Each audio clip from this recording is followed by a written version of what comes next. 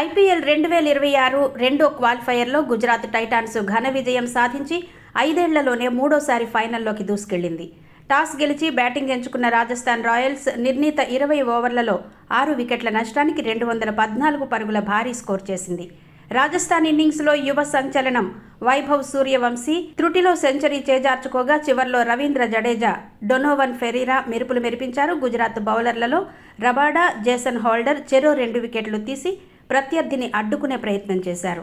అనంతరం 215 పరుగుల భారీ లక్ష్యంతో బరిలోకి దిగిన గుజరాత్ టైటన్స్ ఓపెనర్లు సాయి సుదర్శన్, శుభ్మన్ గిల్ విధ్వంసకర బ్యాటింగ్తో రాజస్థాన్ బౌలర్లపై విరుచుకుపడ్డారు. కెప్టెన్ ఇన్నింగ్స్ ఆడిన గిల్ నాటౌట్ 53 బంతుల్లో 15 ఫోర్లు, అద్భుత శతకంతో జట్టును విజయ తీరాలకు చేర్చాడు. అతనికి తోడుగా సాయి సుదర్శన్ అర్ధ సెంచరీతో రాణించడంతో గుజరాత్ 18.4 ఓవర్లలోనే కేవలం 3 వికెట్లు కోల్పోయి లక్ష్యాన్ని అలవోకగా ఛేదించింది. ఆఖర్లో తెవాతియా, బట్లర్ మిగిలిన పనిని పూర్తి చేశారు. ఈ మ్యాచ్లో టాస్ సమయంలో చిన్నపాటి గందరగోళం తలెత్తడంతో నాణ్యాన్ని 2 సార్లు వేయాల్సి వచ్చింది. మరోవైపు గుజరాత్ ఓపెనర్ సాయి సుదర్శన్ క్వాలిఫైయర్ 1 తరహాలోనే ఈ మ్యాచ్లోనూ హిట్ వికెట్గా వెనుతిరిగి ఐపీఎల్ చరిత్రలో వరుసగా 2 మ్యాచ్ల్లో హిట్ వికెట్ అయిన తొలి బ్యాటర్గా కోరుకోని రికార్డును మూటగట్టుకున్నాడు.